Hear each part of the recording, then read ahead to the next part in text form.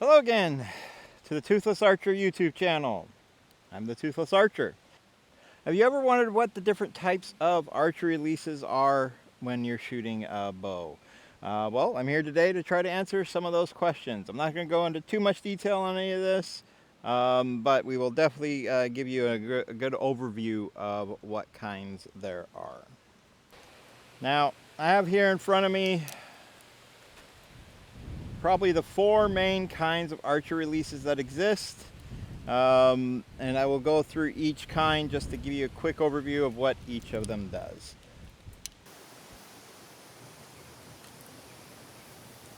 Now, we're going to start here with the wrist strap, probably the first one that anybody who just gets into archery uses.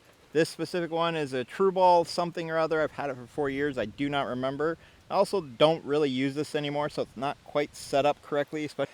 But the simple idea here is it has a hook on the front, kind of teeth, a jaw I should say, has some jaws, and you pull the trigger and they open, you let go of the trigger and they close. There are some variations on this, some that you specifically have to lock close, like push them together close, but the simple idea is that it wraps around your wrist, and then you have some sort of jaw mechanism here with a lever or trigger that you pull, and it causes the release to fire. Everybody pretty much is familiar with how a trigger works. That's the idea. You pull it, it fires. When you're first learning form, you can focus more on the form and less on the actual how to use the trigger part. So here I have a knock-on archery trainer, kind of set up, not quite correct, but it's fine for demonstration purposes. But that's the idea. You take the trigger, you open it, put it through your loop, make sure it's locked on. And then you're going to do this. You're going to draw it back. Generally, you're drawing, you keep your finger off the trigger, because if you put it on while you're drawing, it's going to go off. And then you're going to have an arrow that just goes anywhere but where you want it to, and good luck trying to find it. Kind of anchor in. I'm not going to get too much detail on anchor, but the idea is you get anchored in, you get sighted in, put your finger on the trigger. And generally the correct way to use this is you just keep pushing on the front on the bow, and you pull through the wrist strap with the pressure applied to the trigger, and at some point it will go off. That's pretty much the point of any release. You want it to kind of all of a sudden kind of go like this, and the idea is to have the release be less than that. But that is the wrist strap and how it works. This is the Carter Evolution 20. This is what's called a tension release trigger. The idea of it is still the same kind of idea. You hook it onto your D-loop at the very end. It hooks on, and then you have it there, and then you draw back. It gets set off once you're pulling and pushing, and it hits a certain poundage. Trigger, once it hits a release, there's no trigger to actually push that will cause it to go off. It's straight up pure strength, pure pushing, pure pulling. The point of this one is to cause what's called a surprise break. As if you've watched any other videos, especially like Joe Turner's Shot IQ or anything he says, you'll hear him always say your body will not allow an explosion for you to trigger an explosion without something happening. You'll grip your bow, you'll flinch, whole bunch of other stuff. So same idea, you put on the D-loop. These resistance triggers here have a safety. Basically you hold the safety down, that will keep it from going off. And that is important to remember. These are set from anywhere between 10 pounds to 40 pounds of pressure required to cause it to go off. When you're doing anything more than 40 pounds of draw weight or anything like that, it'll go off while you're pulling it back. You're going to hit yourself in the face, and that arrow again is going to go basically wherever it wants to. You get this on here, right? Hold the safety, proceed to draw, keep the safety held. Most people will say you should hold it, get anchored, get everything set up, get aimed, you release the safety, and then you start pushing on the bow again and pulling on the back, with the idea that at some point it goes off. You get it. The problem with these is usually tends to be twofold. Number one, if the safety fails or anything like that, it's gonna go. Also, getting it set to exactly what works for you is a lot of trial and error. It does have a lock screw here, and then the actual adjustment screws here. So when you're first getting it, it's actually recommended to have some sort of trainer or simulator or something to get the poundage kind of close to what you want it to be before you ever draw your bow back, because guaranteed, and I was doing this a few minutes ago, I was trying to get it set because I haven't used it in a while.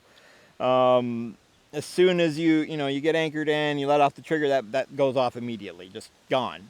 The next couple times you do it, you're expecting it to do that as you adjust, and then you start doing weird crap. You let off, you jerk, whatever, and it causes it to go off. If you do get it set, this is very good for proper form, for learning, get all the things in the correct place. You can keep the safety on as long as needed. So you could, even if you really wanted to, though it's not recommended, and always have an arrow in your bow so you don't dry fire it, but you could draw it back and then let down as long as you hold the safety on it. That's the key thing. You can let this back down, like you can let go of the safety. As long as you put the safety back on, you'll be able to let down without issue. So you can, if you don't like the shot, just release it down. If you're just practicing draw to try to increase your draw weight, it's an option. I wouldn't recommend it, but it is an option. Key thing here is you keep that safety push. That way, really good for kind of getting in the next step up. I wouldn't necessarily jump right to this, but it is a option. Again, this is the Carter Evolution 20. And Carter has a bunch of variations of this, pretty much in whatever color you want, and some other different types of settings and shape. All right, next we have here what's called a thumb button. This particular one is a Stan Onyx thumb. Stan has actually a bunch of good releases, especially their Onyx line.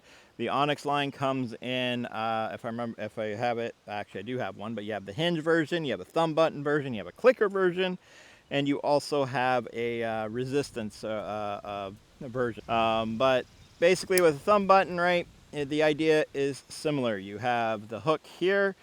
In the case of the Stan, what actually happens here is this bottom part is loose when it's locked. You push this in to lock it.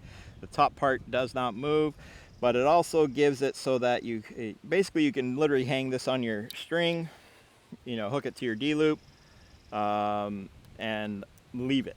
And it will stay on pretty much until something hits that trigger or you get really unlucky. Locking mechanism here. If you do not hook it here, you can see that top part is freely moving.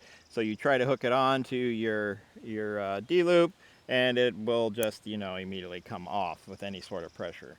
Here is kind of the one I tend to use the most right now between this and the Onyx clicker, which we'll get to in a second. It's pretty much the same with one additional step. But the idea here is it kind of works similar to a wrist strap in that it has a trigger that will cause it to go off. Now, a lot of people prefer this. I actually prefer this just for the anchor point and the way it feels, which is simply you pull this back, you get it into place. Again, keep your fingers off the trigger, get it kind of where you want, you get anchored, you get aimed and everything else. And this anchor point I've gotten so used to now. You'll see it on the bow, it's not quite right because again, this trainer's not quite set where you need it to be, but in this case you're using your thumb, you're just pushing, you can put it on the trigger here. Proper procedure would be you push and pull. Again, you don't move your thumb, you just keep the pressure building on this basically with your thumb. Basically lock your thumb in place, and then you want to pull like that, and the pressure will cause that trigger to go off. This can be adjusted from basically going off, literally you barely touch it and it goes off, all the way down to you can pull on it all you want and it will not go off. It also has a little thumb peg here, little peg you could take off, and in the actual top part here, the trigger, there's a slot for it there. You put that in that slot, you screw it in, and that will actually prevent, you could cause it to trigger, like you could trigger it all you want, but the top, basically the release does not actually fire. Good way for just, doing some practice, especially doing this, you just go like this, and then, oh, let me lock it. And then you go like, then no matter what you do, it will not come off. You have to do extra steps to get it to come off. I do enjoy this. I actually enjoy the form factor of Stan Onyx. The extra peg on the end here can be literally taken off and replaced with another one. I'll show you what I have in a minute. It could be a 3-finger, it could be a 4-finger. I mean, if you really wanted it to, it could probably be a 2-finger, although I wouldn't recommend it. And you can adjust it a whole bunch of ways. This can be adjusted to be up, down, you know, a little bit more, just whatever fits your comfort at that point. Very windy today. Go idea, still aiming for that surprise release, but in this particular case, you have the option, you know, that deer's getting away or you just don't have the time to really do it properly, you can punch the trigger and cause the release to fire.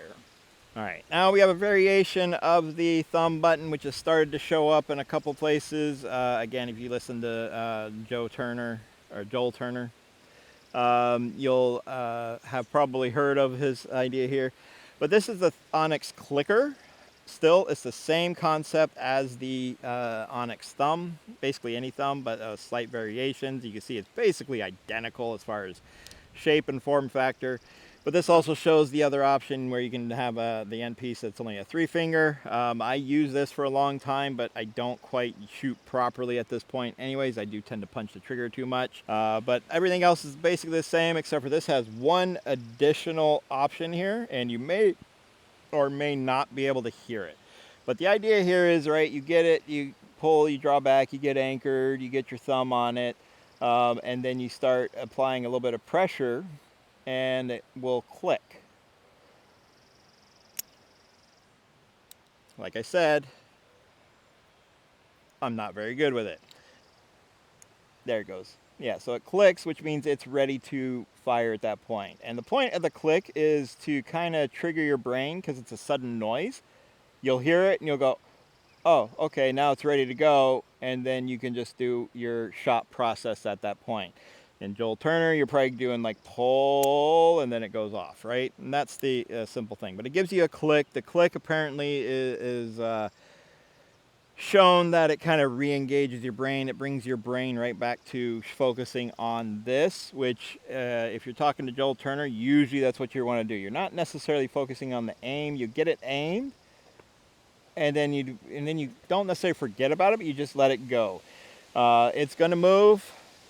The bow's going to move around a bit, but it always wants to come back because it wants to match your sight picture, and your arm will automatically do what it needs to do that. And then you focus on the trigger itself. You don't want to punch it. You want to kind of, you know, again, you want to click it. You want to get it engaged. You're pushing, you're pulling until it goes off all of a sudden by surprise. So it's a variation of the click of the thumb button, but it's the same concept with just one additional little click on it. All right. Finally, we have probably my least favorite type of release right now for a couple reasons, but this is the Stan Onyx hinge. As you can see, again, I have several Onyxes. I do want to get a resistance one, but they are also very expensive, like $400 Canadian for half of these. So each, I don't want to spend too much money right now if I can help it, but I will be getting one at some point. Same concept as the other stand ones. You can change if it's a 3-finger, 4-finger, whatever you want, but as you can see, the head is quite different on this. And this works on a little bit of a different concept. There's no actual trigger to push to cause it to go off. This functions as a safety.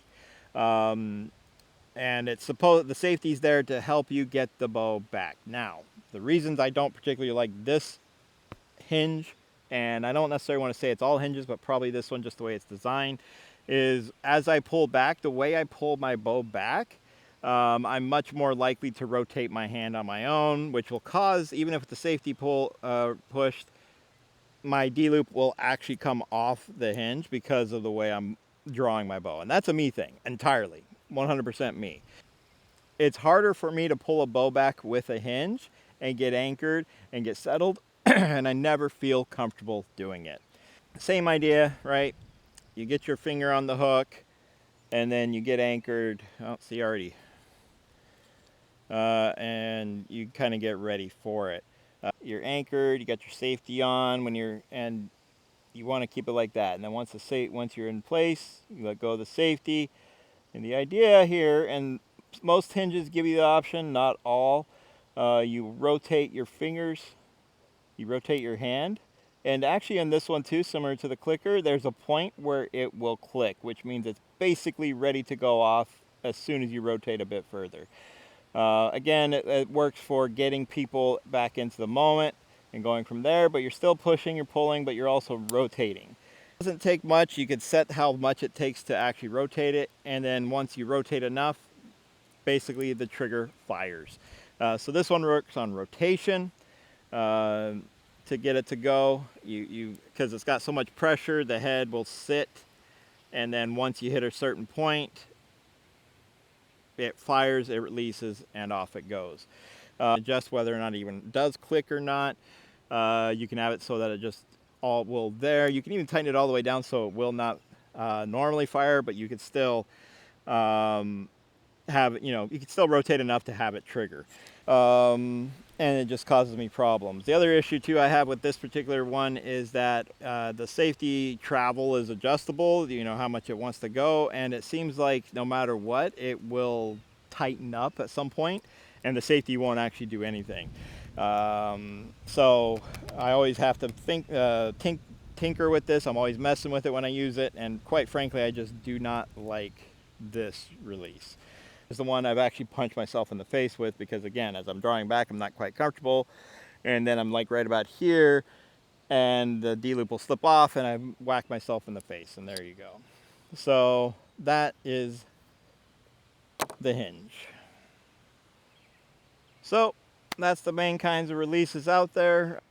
I tend to prefer the thumb button, the StandOnix thumb button, either the thumb or the clicker, although right now I prefer the thumb because I just punched that trigger pretty hard right now. So I'm probably actually going to switch over and try to use the Carter Evolution, the Resistance, to try to get back into proper form, try to get not so punchy with triggers. So I had a hard time at TAC this year. I was punching the trigger all the time, and while I'm decent when I punch the trigger, there's still times where it's just all over the place and not consistent enough for my liking, especially when I have been better in the past. Let me know which release you like, if you have any additional questions on them, and I'll be more than happy to answer them for you. Leave a like, leave a comment, subscribe. Every little bit kind of helps right now. I do intend to continue this journey, whatever works. This channel is going to be mostly archery probably, but also outdoor stuff, maybe a few other things, a little bit of technology as well. And yeah, that's the goal. In the meantime, get outside, shoot your bow, go get a bow if you like. There's pretty much every archer I've ever met is more than willing to give you tips or assistance, or even if you don't want to ask anything, you just want to figure out yourself. Most archers will go ahead and let you be and do your own thing. So go outside, enjoy the weather. I'm trying to do this here. It's 8:30 in the morning. I started this at 7 a.m. because it's going to be a hot day today, and I don't want to be outside if I can help it at that point. Anyways, have a good one. See you on the next video.